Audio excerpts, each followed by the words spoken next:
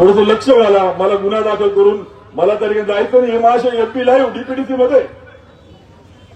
अरे ती महिला, तिचा व्यथा काय, तिचं कौटुंबिक, तिचं खासगी जीवन, म्हणजे महिलांच्या नावानं कुठेतरी ब्लॅकमेल, कुठेतरी तो स्टंट आपण म्हणतो ना, हॅबिच्युअल क्रिमिनल. आपण तुम्ही डिपार्टमेंटमध्ये राहिले, हॅबिच्युअल क्रिमिनल. प्रत्येक गोष्टीला रंगवायचं, प्रत्येक गोष्टीमधून बदनाम समोरच्याला करता येईल का, अशा पद्धतीचं स्टंट करायचं हे काम हे महाशय करतात. आणि म्हणून आज मला आनंद वाटतो, आपण याच बाजूला आम्ही उत्तमराव पाटलांचं 30 एकरामध्ये एक ग्रीन झोन 25,000 झाडांचं गार्डन केलं. असे कॉन्क्रीटचं चोरताई जंगल, मग तात्या बोलले ते खरंय, त्या ठिकाणी हिरवगार ऑक्सिजन झोन तोडला आणि प्लास्टिकचं गार्डन आणि तरी कॉन्क्रीटचं गार्डन त्या ठिकाणी तयार केलं. मी चाळीसगावकरांना अजून सांगतो, मला आठवतं स्वर्गीय दादांनी पाणी पुरवठा योजना जी आणली होती, त्या योजनेनंतर आपण धुळे रोड, मालेगाव रोडची समस्या होती. अनेक भागामध्ये रिमोट एरियामध्ये पाईपलाईन नव्हती, नवी घरं झाली होती. आपण नवीन 80 कोटीची योजना आणली. मला वाटतं विजयताई पवारांच्या घराजवळ आपण पाण्याचा स्टोरेज टँक केला. आदरणीय पद्मजा वहिनी आपल्या नगराध्यक्षपदाचे उमेदवार आले आहे. आपल्या सगळ्यांचा आशीर्वाद घेण्यासाठी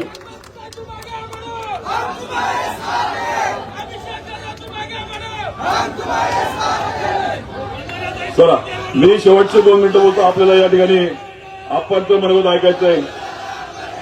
धुळे रोड, मालेगाव रोड, यात मला आठवतं नवीन 80 कोटी रोड असेल, पाणी पुरवठा नवीन टँक असेल, प्रामाणिकपणे आपण त्याला न्याय देण्याचा. मग तो आमचे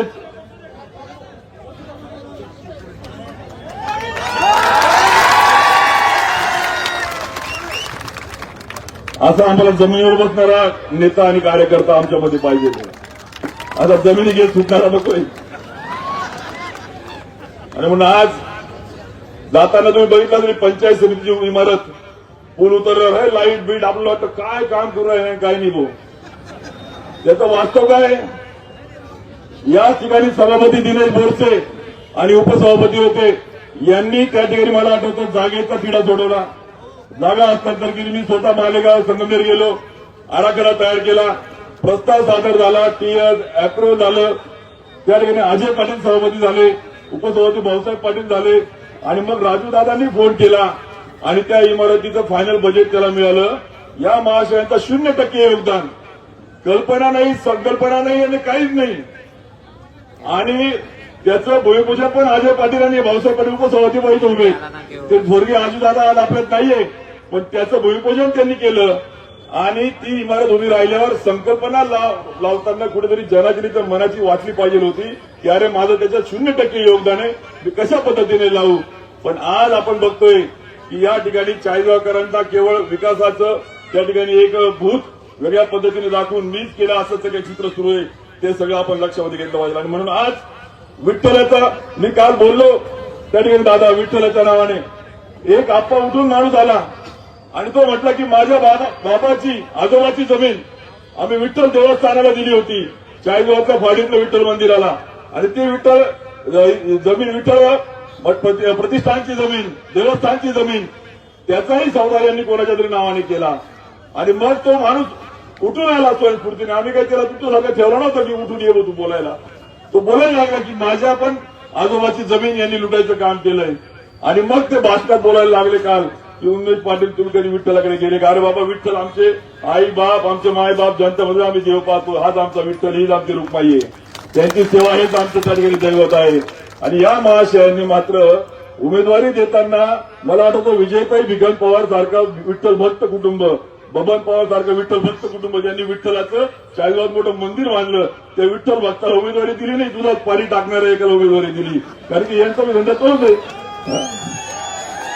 आणि म्हणून आज आपल्या सगळ्यांना मी विनंती करेन की आपण या निवडणुकीमध्ये गट तट पक्ष आपापसातले मतभेद बाजूला ठेवा. मी एक याला दिसू त्याला दिसू, हा भूभाऊशी, हा मांबव आहे, हा जातीचा आहे, हा पतीचा आहे, गट तट जात पात पक्ष बाजूला ठेवा. चाळीसगावच्या शाश्वत विकासासाठी, चाळीसगावच्या सामाजिक सलोखा, सर्व जाती धर्माला सोबत घेऊन आम्हाला मोकळा श्वास घेता आला पाहिजे. भयमुक्त चाळीसगाव, दहशतमुक्त चाळीसगाव, प्रशासनाच्या माध्यमातून याला नोटीस दे, याला त्या ठिकाणी तडीपार करता येईल का, याचं काही बेकायदेशीर शोधता येईल का. दहशतीमध्ये जगतात अक्षरशः आमचे अनेक उमेदवार येऊन सांगून गेले पाया पडतो, आम्हाला सांगितलं तुला गंजखोरीची नोटीस देईल, आम्हाला सांगितलं तुझं त्या ठिकाणी अतिक्रमण काढण्यात येईल, तुझा पगार काढू, तुझा आज सरकारी नोकर आहे, तुझ्या घरात नोकर आहे. म्हणजे अक्षरशः प्रशासनाच्या माध्यमातून निवडणूक लढवायचं जे षडयंत्र सुरू आहे हे हाणून पाडायचं असेल तर मी विनंती करतो की या 1, 2, 9 प्रभागातल्या 6च्या 6 जागा कपबशीचा लीड इतका असला पाहिजे पद्मजा वहिनींना की या लीडच्या पलीकडे त्या ठिकाणी शहरातला लीड तो वेगळा असेल. आणि मला विश्वास आहे की आलेला प्रचंड जनसमुदाय हा पद्मजा वहिनींच्या सोबत सर्व नगरसेवकांना निवडून दिला विश्वास त्या ठिकाणी आहे. आणि म्हणून शेवटचे 30 सेकंद बोलतो की भावांनो भाजप कुटील आहे, कुटील इंग्रजांच्या विचाराची त्या ठिकाणी त्यांची रणनीती आहे. त्यांनी त्याच्यामध्ये एक गोम एक त्या ठिकाणी मेक मारून ठेवली आहे. त्यांना माहित आहे काही पॉप्युलर चेहरे आले तर त्या ठिकाणी लोक नियुक्त नगराध्यक्ष निवडून येतात. आपल्या चाळीसगावकरांना कल्पना आहे काळ्या दगडावरची रेष आहे, त्या दिवशी आत्ता तुम्ही सांगून दिलं 3रा विक्रम होणार आणि खरोखर तुम्ही त्या ठिकाणी बीज रोवणी केली आणि चाळीसगावकरांच्या मनामध्ये ठरलंय पद्मजा वहिनी नगराध्यक्ष होणार म्हणजे होणारी काळ्या दगडावरची रेष आहे. पण केवळ वहिनी नगराध्यक्ष होऊन चालणार नाही. या भाजपाने मेक ठेवली की 14 महिन्यानंतर अविश्वास ठराव आणता येतो आणि म्हणून शाश्वत विकास करायचा असेल, चाळीसगावला आपल्याला खऱ्या अर्थानं परिपूर्ण विकासाचं आपल्याला मॉडेल उभं करायचं असेल तर त्यांच्यासोबत नगरसेवक देखील निवडून दिले पाहिजे. आणि म्हणून आपल्या सगळ्यांना मी विनंती करतो की खाली व्यक्ती बघू नका, कब्बशी बघून सगळ्यांना आपल्याला एका ताकदीने उमेदवार द्यायचे. आणि म्हणून मी स्वतः अनुभवले मागच्या वेळेस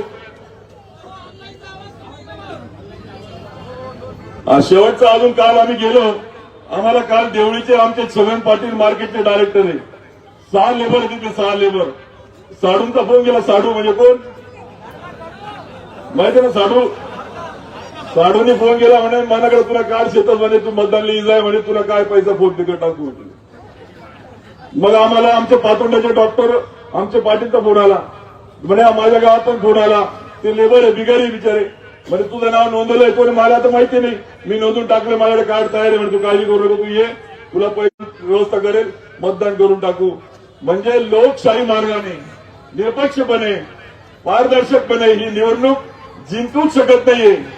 घटकाची विनंती आहे की जो कोणी असा बोगस आधार कार्ड घेऊन या मतदानामध्ये येऊन चाळीसगावकरांच्या भावनेची खेळण्याचं काम करेल तर ते आपण सहन करणार नाही. आम्ही प्रशासनाला सूचना दिल्या आहे. काल 200 बोगस आयडी सापडले, 200 बोगस आयडी सापडले. एका घरामध्ये 7 टॅब आणून चेहरे बदलायचे, फोटो बदलायचे काम सुरू आहे. आम्ही गेलो पण तिथून ते निघाले नाही तर आम्ही त्या ठिकाणी स्ट्रिंग ऑपरेशन करणार होतो. पण हे चाळीसगावकर हे बोगस पद्धतीने जे त्या ठिकाणी निवडणूक जिंकण्याचं षडयंत्र आहे ते आपण त्या ठिकाणी कुठल्याही परिस्थितीमध्ये आपल्याला यशस्वी होऊ द्यायचं नाही. आणि म्हणून मी त्या ठिकाणी आदरणीय आपणचं मनोगत आपल्याला ऐकायचंय म्हणून या ठिकाणी माझ्या वाणीला विराम देतो. धन्यवाद. जय हिंद, जय महाराष्ट्र. यानंतर आदरणीय आप्पासाहेब आपलं मनोगत व्यक्त करतील. जोरदार टाळ्यातून आप्पाचं स्वागत करूया. अरे झालंच लागतं, मनगटामध्ये जोर लागतो, मस्तकामध्ये विचार लागतो. गट तट पक्ष सोडून चाळीसगावसाठी मी आलो. ही भूमिका आपल्या चाळीसगावकरांच्या इतिहासात नोंद होईल की असाही एक आमदार होता की त्यांनी गट तट पक्ष सोडला आणि चाळीसगावच्या ऐक्यासाठी मैदानात आला. पुन्हा इथं टाळ्या वाजवा.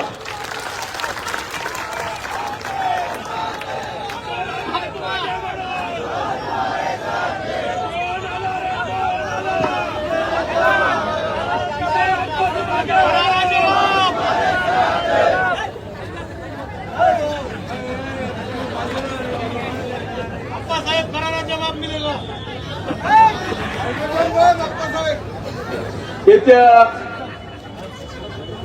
2 तारखे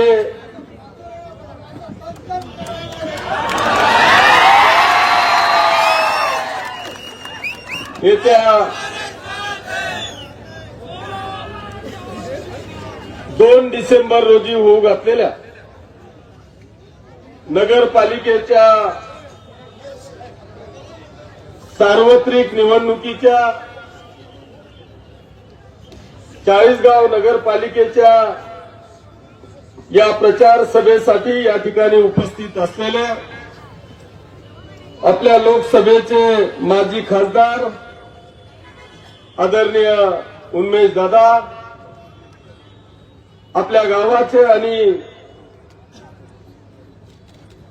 देशमुख समाजाचे ज्येष्ठ नेते सहकार नेते आदरणीय प्रदीप दादा देशमुख, 1001% 3 तारखेला या चाळीसगाव नगरपालिकेच्या नगराध्यक्षपदी ज्या विराजमान होणार आहेत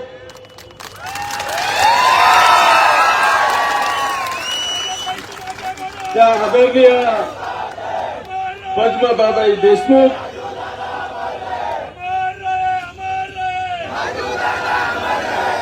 सगळ्यांचं नाव घ्यायची इच्छा आहे, पण वेळ खूप कमी आहे आणि अजून दुसरी एक सभा आहे. त्याच्यामुळे पद्मजा ताईंना विजयाचा विळा उचलणार आहे. मंचावर बसलेले सर्व सन्माननीय गण आणि ज्यांनी पद्मजा ताईंना विजयी करून खऱ्या अर्थाने राजू दादांना श्रद्धांजली वाहण्याचा विळा उचललेला आहे. असे माझ्या समोर बसलेल्या सर्व माता भगिनी बांधवांनो आणि मित्रांनो, पहिल्यांदा मी कैलासवासी राजू दादांना नमन होतो, त्यांना भावपूर्ण आदरांजली वाहतो. बांधवांनो, मला या सभेला येऊन दुःख होण्यापेक्षा निश्चितपणे आनंद होतोय की या देशमुख परिवाराने कैलासवासी तात्यासाहेबांपासून तर माझ्यापर्यंत केलेले जे उपकार आहेत त्या उपकाराची परतफेड करण्याची संधी मला पद्मजाताईंच्या रूपाने ती उपकार फेडण्याची संधी या ठिकाणी प्राप्त झाली. त्याबद्दल मी पहिल्यांदा सगळे चाळीसगावकरांचे मनापासून आभार मानतो. आणि हे फक्त मी सांगितलं नाही आहे, आदरणीय आमचे मित्र मंगेश दादा चव्हाण यांनी सुद्धा हे मान्य केलंय की मी माझ्या जीवनात इतका खानदानी विरोधक पाहिलेला नाही.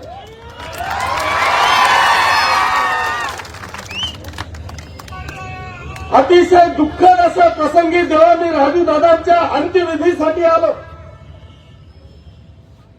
त्यावेळेस मला वाटत होतं की इथे श्रद्धांजली चालू आहे की नगरपालिकेचं भाषण चालू आहे. श्रद्धांजली अशी असते, दुःख असं असतं.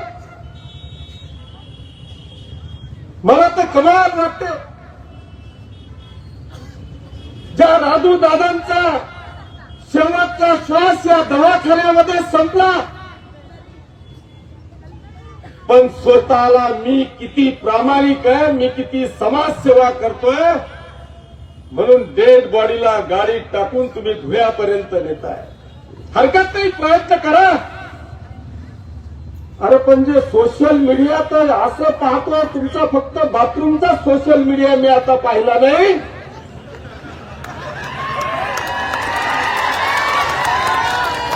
पण इथंही टाळूवरचं लोणी खाता. अरे जर खरोखर प्रामाणिकपणे तुम्हाला त्यांच्यावाली सेवा करायची होती ना, मागे एक गाडी तुमची, पुढे एक गाडी तुमची, हरकत नाही, आणखी 10 गाड्या घ्या, पण तेही सोशल मीडियावर. हे टाळूवरचे लोणी खाणारे मी माझ्या जीवनात असे कधी पाहिले नाही. दुःखाचं सुद्धा राजकारण करतात. बरं, त्या श्रद्धांजली म्हणून आणि शोक सभेमधून अशी श्रद्धांजली देताय. मला तर असं वाटलं की हे नगरपालिकेचं इलेक्शन लागल्याबरोबर आमचे तत्वनिष्ठ, इमानदार, ज्यांना खानदानी विरोधक समजताय असे आमचे मित्र मंगेश दादा उद्या आमच्या पद्मजा ताईंना 100% बिनविरोध निवडून देतील अशी मला खात्री वाटली. पण उलट झालं, तिथं खरं पितळ उभं पडलं. जेव्हा मी शोक सभेला आलो मला वाटलं आमचे मित्र मंगेश दादा कायमस्वरूपी जे बोलतात ते करतात असं ते म्हणतात, लोक नाही. मला वाटलं हे आता 100% करतील आणि म्हणून त्या भावनेने मला असं वाटलं की जर का खऱ्या अर्थाने या देशमुख परिवाराने या चाळीसगावकरांसाठी, या चाळीसगाव तालुक्यासाठी जर का काही केलं असेल ना, तर आमचे मंगेश दादा हे 100% बिनविरोध करतील असं मला वाटत होतं. आणि म्हणून मी शोक सभेतून या चाळीसगावकरांना आव्हान केलं की आपल्याला जर का खरंच राजूदादांना श्रद्धांजली व्हायची असेल तर आमच्या पद्मजाताईंना बिनविरोध करा. पण मला माहित नाही की मंगेश दादाच्या बुळाशी डायरेक्ट सुतळी बांधत लागेल. मी कधी कल्पनाही केली नाही. पण मंगेश दादा तिथं आले, पाचोऱ्याला आले,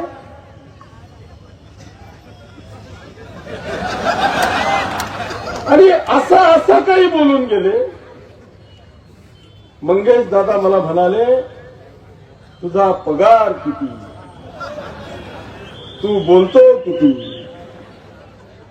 अरे मंगेश दादा, तुम्ही जरी माझ्यापेक्षा लहान असले तरी मी तुम्हाला अरे कार्य करणार नाही. ती संस्कृती या किशोरप्पाची नाही. पण तुम्हाला माझा पगारच पाहायचा असेल ना, तर तुम्ही आत्ताही लाईव्ह पाहताय.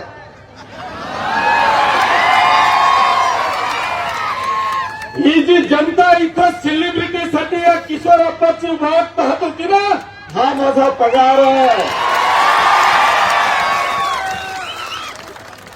पण तुमची लायकी किती, तुम्ही बोलता किती. अरे मंगेश दादा, तुम्ही 6 वर्षाचे बाळ आहात. मंगेश दादाला कोण ओळखायचं?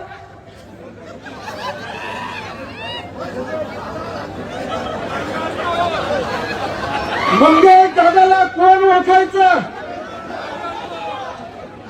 अरे मंगेश दादा, पहिल्या टर्मला जेव्हा उन्मेष दादा आमदार झाले ना,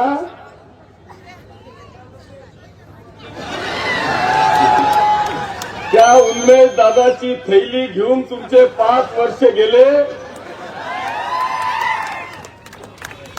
अरे त्या माणसाचं इतकं चांगलं काम 5 वर्ष या चाळीसगाव शहराचा, या तालुक्याचा कायापालट करण्याचा प्रयत्न केला. पण त्यांनाही तुम्ही ओळखलं नाही. घातपात झाला, घातपात झाले. असे अनेक पीए आमदार झाले.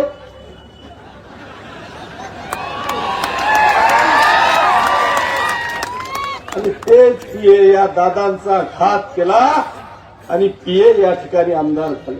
ठीक आहे, नशिबाचा खेळ आहे. पण एवढ्या 6 वर्षात मंगेश दादा तुम्ही इतके मस्ती याल असं मला कधीच वाटलं नव्हतं.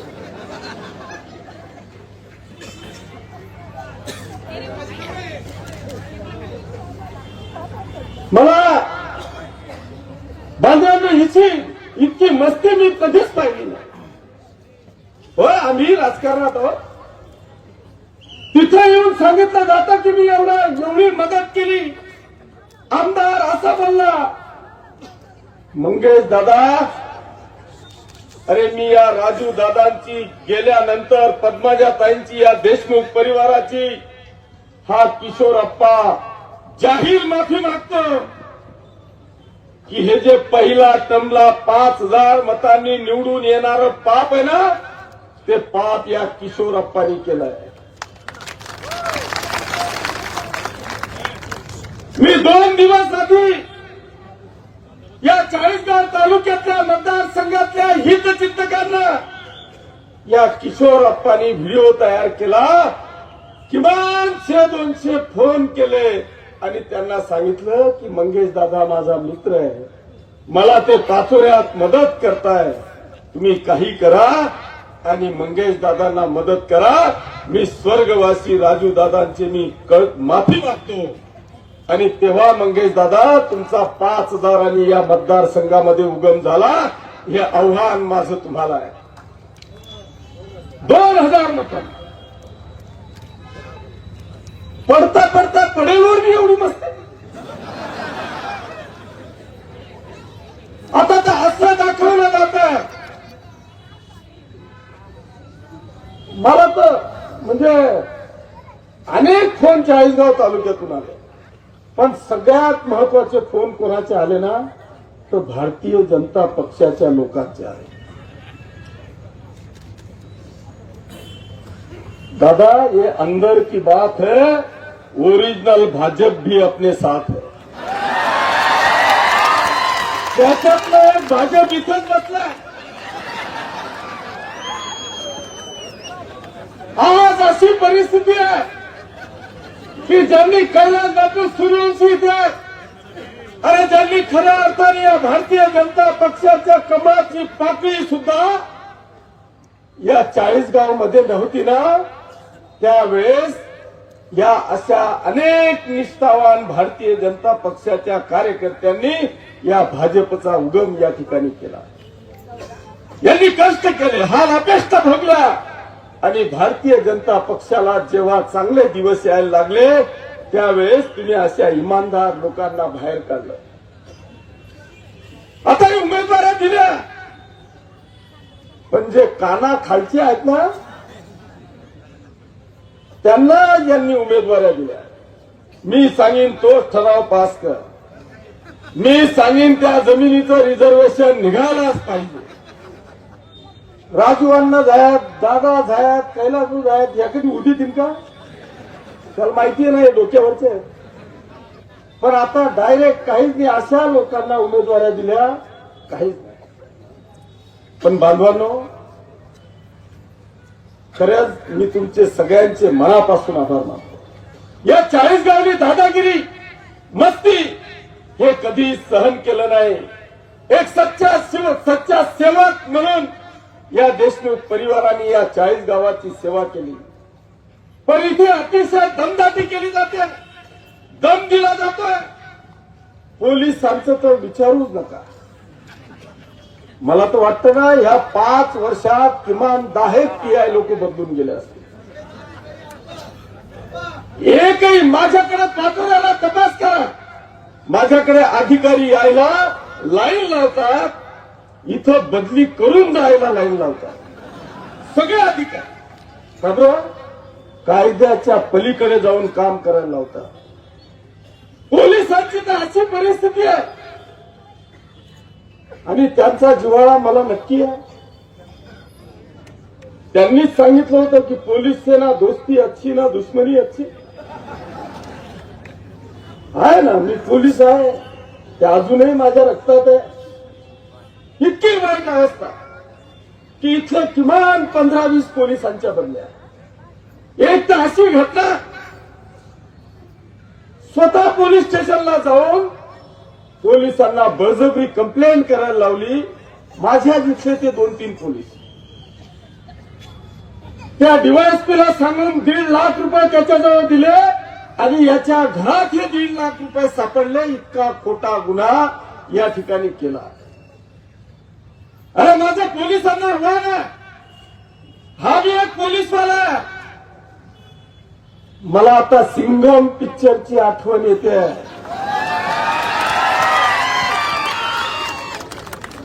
एकदा सिंघम पिक्चर डोक्यासमोर आला आणि हा जो जयकाल शिर्के नावाचा मातलेला ना, आता माझी सटकली.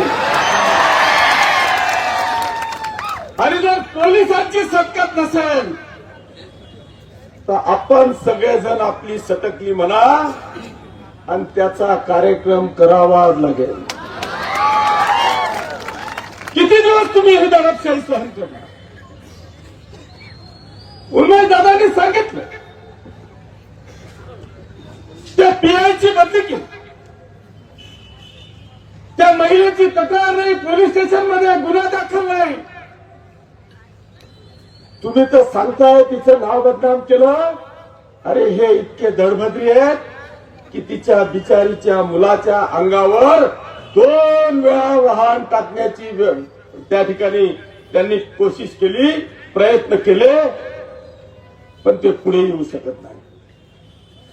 पण ते ज्या दिवशी पुढे येतील ना, त्या दिवशी तुम्ही घरात घुसू शकणार नाही, अशी परिस्थिती कदाचित निर्माण होईल. आम्ही किती दिवस सहन करणार आहोत? हे सगळे सांगतात की पैशांशिवाय काहीच नाही. आम्ही एवढा स्वाभिमान गहाण ठेवला, याच्या 2-4 हजार रुपयाने आम्ही मरून जाणार. बांधवानं भाजी भात नाही. मी तर म्हणतो ना, साला पैसे घेऊन आला की कंबरड्यात लात मारून हाकला. हा आमचा स्वाभिमान आहे. हा 40 गाव विकत घेणाऱ्यांमधला नाही आहे. बांधवानो, जान है तो जहान है. आम्हाला पहिल्यांदा आमचा स्वाभिमान पाहिजे. तुम्हाला दम दिला जातो, तुम्हाला ब्लॅकमेलिंग केलं जातं, पोलिसांवर अन्याय केला जातो, सगळ्या अधिकाऱ्यांना दमदाटी केली जाते.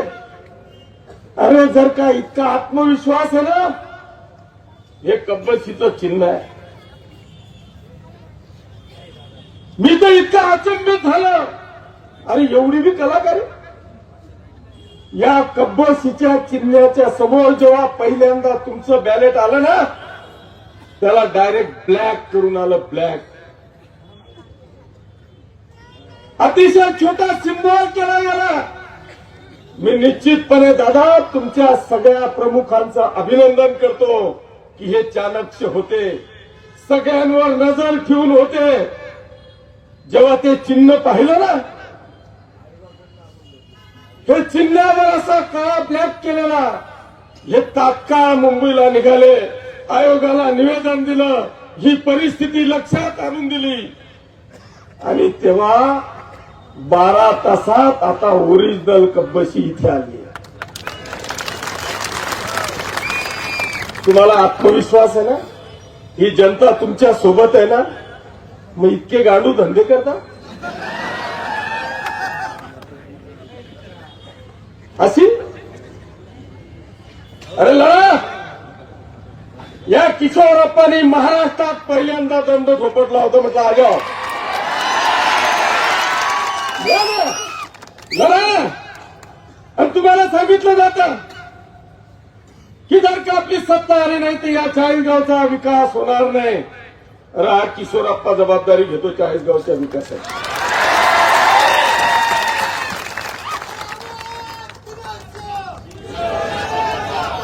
पद्मजाताई कोण आहे? अरे ही पद्मजाताई तुमच्या कैक पिढ्यांच्या पहिले राजकारणातली आहे, देसाई खानदानातली आहे.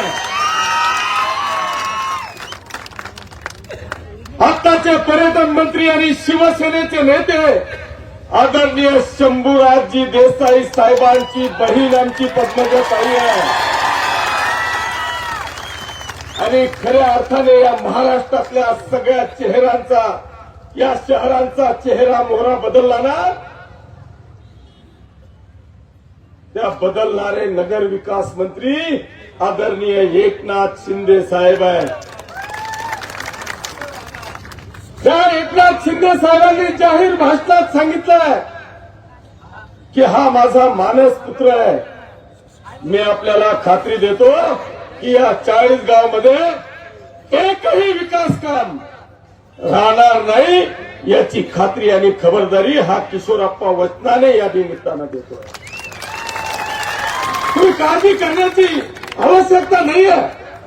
आणि जर ते सोडा विकास काम असे आपण बाजूला ठेवू, पण आम्ही पहिल्यांदा स्वाभिमानी, त्याच्यानंतर विकास आहे.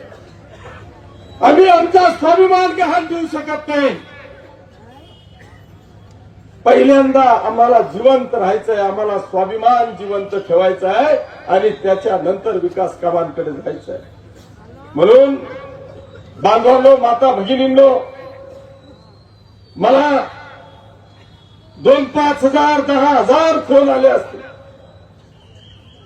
90% सांगायचे की या, 10% म्हणे इकडे नका या. पण म्हणता यार आपला असा काही चक्कर नहीं है. मी है पुलिस वाला, मैं हूं सिंगल, अभी मेरी सटकी है. त्याच्यामुळे मला यावंच लागणार आहे. त्याच्यामुळे बांधवांनो, मी आपल्याला खऱ्या अर्थाने आज एवढंच आव्हान करायला आलोय, एवढीच विनंती करायला आलेलो आहे की ही लोकशाही आहे. मी तेव्हाही सांगितलं होतं की इथे 2 विक्रम झालेले आहेत. खरोखर मी चाळीसगावकरांना तर नतमस्तक झालं पाहिजे. यांनी 2001 मध्ये जेव्हा मी लोकनियुक्त नगराध्यक्षाला उभा होतो आणि ताईसाहेब जेव्हा लोकनियुक्त नगराध्यक्षाला उभ्या होत्या, त्यावेळेस या चाळीसगावकरांनी अरे एवढं मोठं स्वागत केलं की त्यांना ट्रॅक्टर भर साड्या आणि ट्रॅक्टर भर नारळ आली. मला वाटतं तीच परिस्थिती आज या चाळीसगावमध्ये आहे. तीच परिस्थिती आहे. बांधवांनो, आपल्याला सगळ्यांना माझे हात जोडून विनंती आहे, माझं सोडा. त्यांनी यावं, माझ्यावर काय बोलायचं, माझा काय कार्यक्रम लावायचा आपण पाहून घेऊ. पण इथे ना चाळीसगावकरांना माझी खरोखर हात जोडून बांधवांनो या निमित्तानं विनंती आहे की या परिवाराने स्वतःसाठी काही कमावलं नाही. या परिवाराने या चाळीसगावकरांची लूट केलेली नाही. यांचं आज बी जे चाललंय ना, एकर भरकाट टाक चालले. तिथे आजही तिजोरीत पैसा नाही आणि हे 6 वर्षाचं पाखरू फक्त पैशावर बोलतो. माझ्याकडे आलं, त्यांनी भाषणात सांगितलं की तुम्ही आमच्या भरोश्यावर उभे राहा आणि सण नाही सुद्याला आमंत्रण द्या.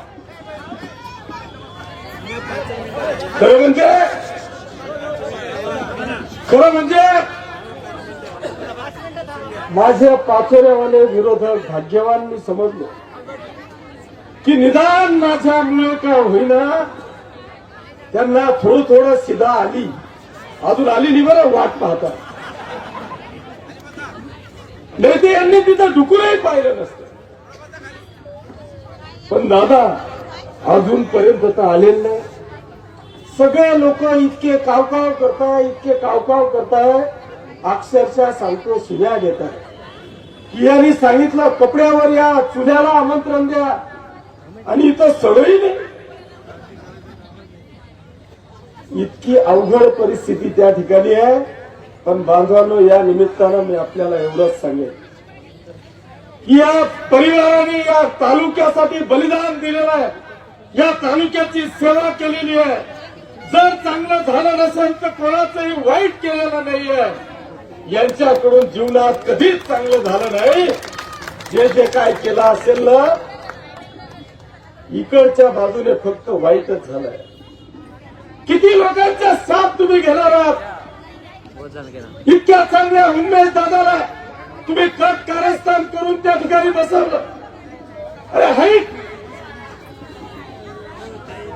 आणि फॉर्म भरायच्या आधी प्लॅनिंग असं होतं की उन्मेष दादाला ऐन इलेक्शनच्या वेळेस यांच्यावर गुन्हा दाखल करायचा, यांना जेलमध्ये टाकायचं आणि आपण पूर्ण चाळीसगावभर फिरायचं. पण न्याय देवतेला मी निश्चितपणे धन्यवाद देईल.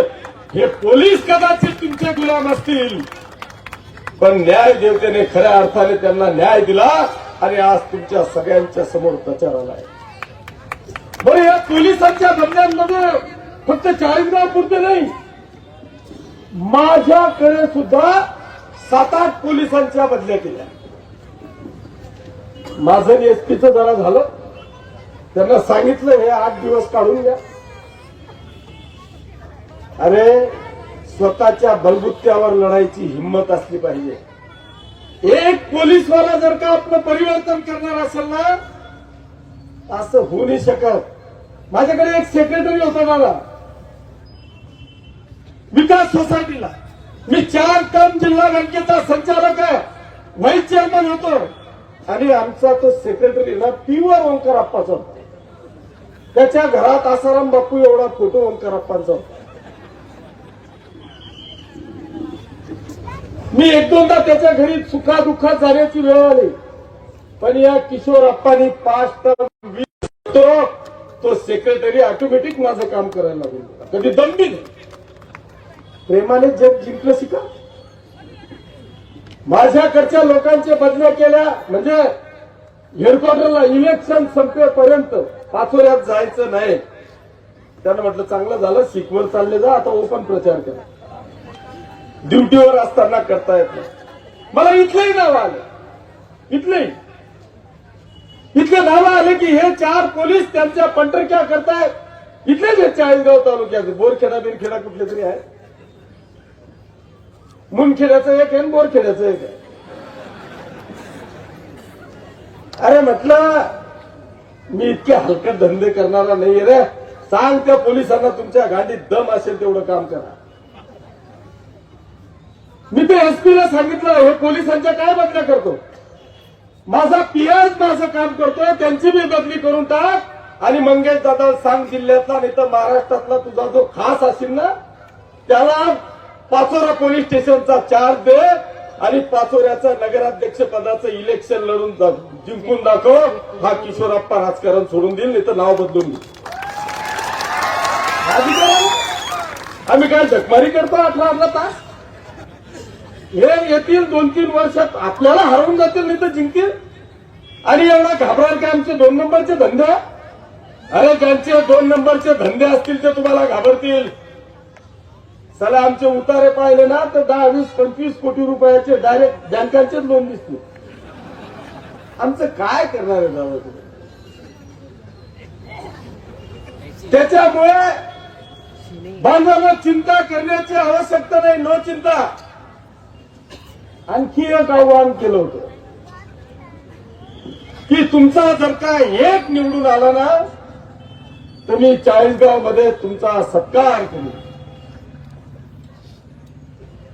आता मी इतक्या हलकट माणसाकडून सत्कार घेईल का. अरे मी सत्कार घेईल. या राज्याचे उपमुख्यमंत्री एकनाथजी शिंदे साहेब, या राज्याचे नगर विकास मंत्री एकनाथजी शिंदे साहेब, या राज्याचे पर्यटन मंत्री आदरणीय शंभूराज देसाई साहेब यांच्याकडून सत्कार घेईल. त्यांना सांगेल की साहेब तुमच्या आशीर्वादाने 40गावच्या नगराध्यक्षा पद्मजा ताई यांना आम्ही सगळे मिळून निवडून आणलेलं आहे. तुम्ही माझा जाहीर सत्कार करा. आणि राहिला एक नगरसेवकाचा ना दादा, सुरुवात तुम्ही केली आहे, खतम किशोरप्पा करेगा.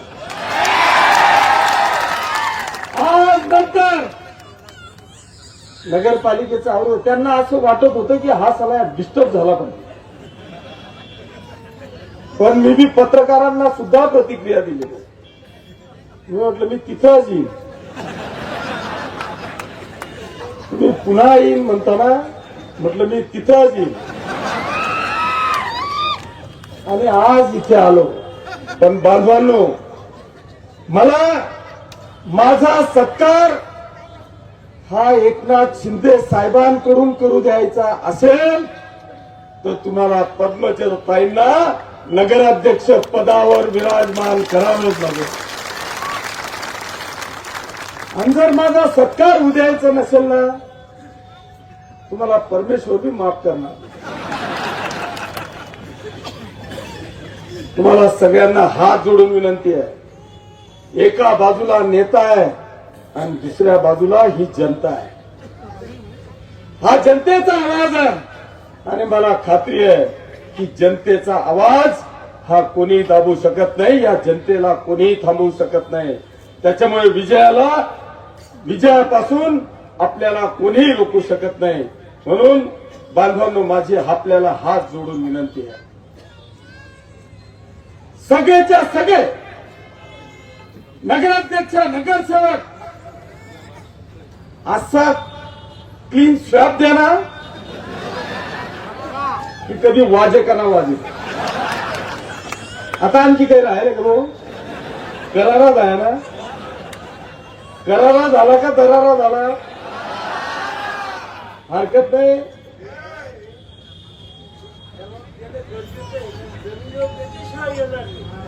तेच सांगतो, जमिनीवर आणायचं असेल ना. नाही पण तुम्हाला एक सांगतो, ही जी उपस्थिती पाहिली ना मी, 100% फायनल आहे. तुम्ही नगरपालिकेच्या इलेक्शनच्या कोणत्याही सभा बघा, त्याच्यात आहे ना 50-60% वरती आमच्या महिला भगिनी दिसल्या की समजून घ्यायचं ते प्रेमाने आलेले नाही. हे जे येतं हे बोलकं चित्र आहे. आणि तुम्हाला एक सांगतो, ही जी लाडकी बहीण आहे ना, यांनीच तुमचा विधानसभेत जो कार्यक्रम झाला ना, पण आज ही सगळी लाडकी बहीण एकनाथ शिंदे यांना विचारा की तुमचा खरंच सख्खा भाऊ कोण आहे. त्या एकच सांगतील, आमचा खरा लाडका भाऊ एकनाथ शिंदे साहेब आहे, ह्या महाराष्ट्रातल्या तमाम भगिनीसाठी. आणि मला माहिती आहे की मी एकनाथ शिंदे साहेबांचा चेला आहे, त्यांचा संदेश घेऊनच आलोय असं समजा. आणि सगळ्या लाडक्या भगिनींनी आपल्या पद्मजाताईंसारख्या लाडक्या भगिनीच्या पाठीशी खंबीरपणे उभं राहून आपल्या पद्मजाताईंना नगराध्यक्ष पदाच्या सिंहासनावर विराजमान करा, एवढीच एक आग्रहाची विनंती करतो. आपण सगळेजण एवढ्या मोठ्या संख्येने आलात त्याबद्दल आपल्या सगळ्यांचे मनापासून आभार मानतो आणि थांबतो. जय हिंद, जय महाराष्ट्र.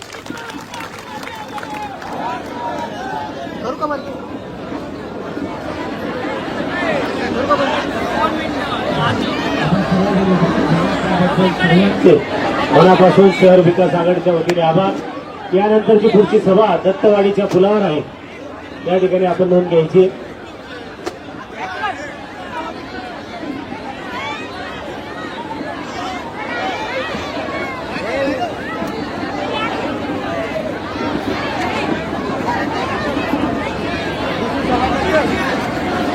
दुसरी तिसरी येते, तिसरी चौथी